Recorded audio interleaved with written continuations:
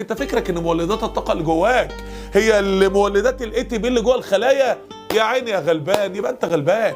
مولدات الطاقه الحقيقيه ومفاعلات النوويه الجباره اللي بتولد طاقه مهوله جواكي وبتخليكي شابه بنت ال20 حتى وانت عندك 60 سنه، هي مولد الروح المعنويه اللي في القلب ومولد النفسيه السليمه القويه المقبله على الحياه المليئه بالامل ومليئه بالطموح. انا عيشني واشبرني دي رجعت الشباب. اي والله، لو عندك 80 سنه لو ربنا انعشك وجبرك رجعت شباب تاني، لان حقيقه اللي بيشيخ هو القلب والنفسيه، هي دي اللي بتشيخ وبتخلي الانسان قاعد مكدود مهموم مشلول محبط خايف موهوم، مرعوب من المرض، مرعوب من الموت، مرعوب من رقدة السرير.